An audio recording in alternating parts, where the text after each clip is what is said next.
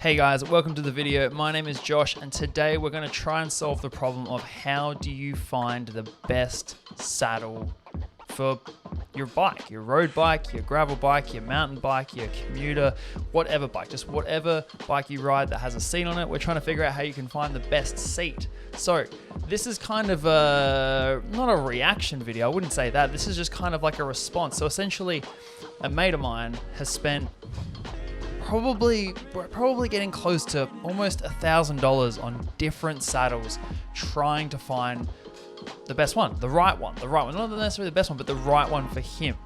And his method of trying to figure out what saddle to try next is just through social media, through following YouTube videos, and he's forwarded me a bunch of videos, and he finally came to me and asked me, like, how did you find your saddle? And pretty much the advice I gave him sounded pretty good to him, sounded pretty good to me, and I was like, all right, let's just put that in a video and essentially put down the methodology of how I found my perfect saddle and how I think people should go about it.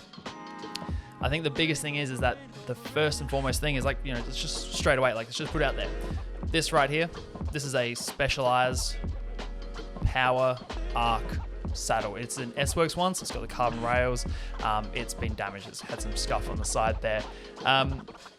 This is my, and I emphasize on my perfect saddle, or at least it's the best saddle that I have tried.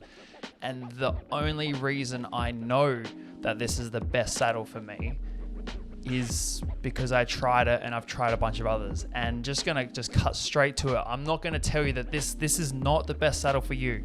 100%. This is not going to be the best saddle for you.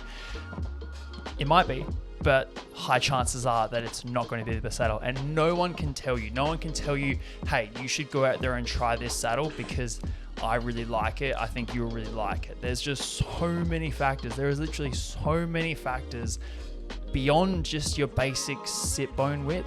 You're talking about even just your physical position on the bike, the type of riding that you're doing, even just your biomechanical setup and makeup and just build. There's way too many things that can be a variable in picking a saddle, and for then allowing someone to make a suggestion for what the best saddle is. Don't get me wrong, there are ways to be able to sort of narrow it down and try to lead yourself into it, and that's what I want to talk to you now. So jumping straight into it. Essentially, there's three ways I look at it. Option one is going to a bike fitter. A bike fitter will probably be able to take the highest degree of data analytical approach to it.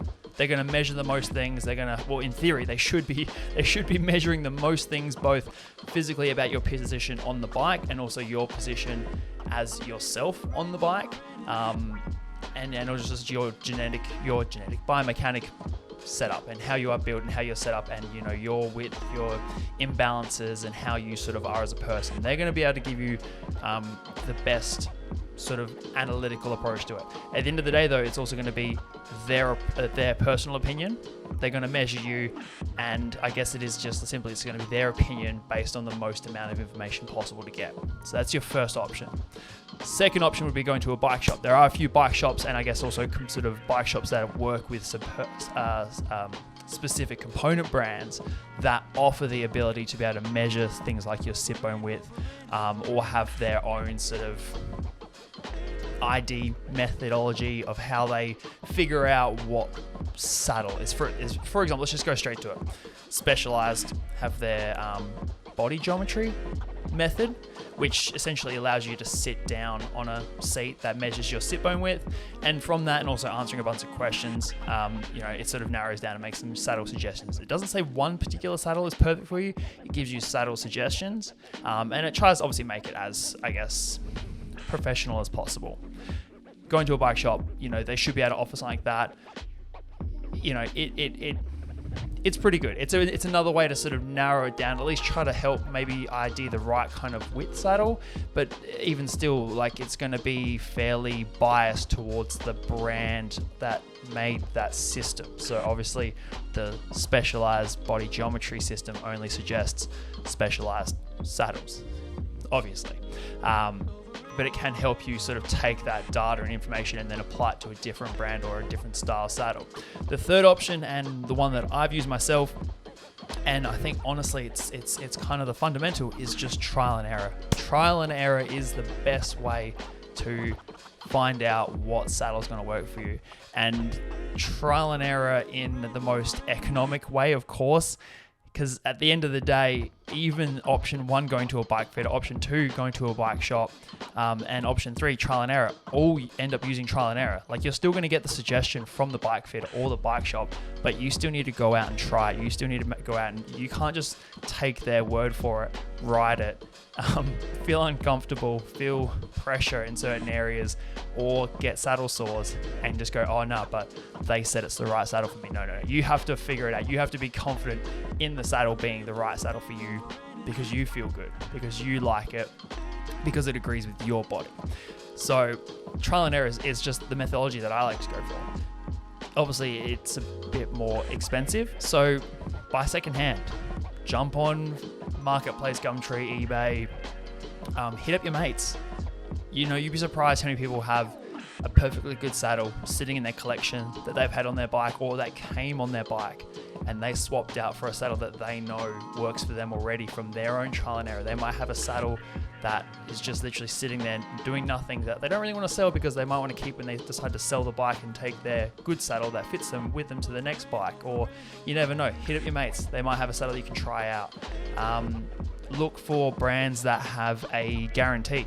A lot of brands, for example, one of the brands, they actually have a guarantee. So when I was looking for saddles, I did try to find brands that offered a guarantee that if you didn't like it, or if it didn't agree with you for, 14 days, 30 days, maybe even 2 months, depending on the brand, you can literally return it and they'll take it back, and no questions asked. You can either change it for a different size saddle or a different style or whatever it is. And yeah, you just, it's a way you sort of have that guarantee that they're obviously backing up their products, but in another way, you're not having to just fork out cash and know that you're gonna have to then sell this on Marketplace yourself later when it doesn't work, if it doesn't work, for example.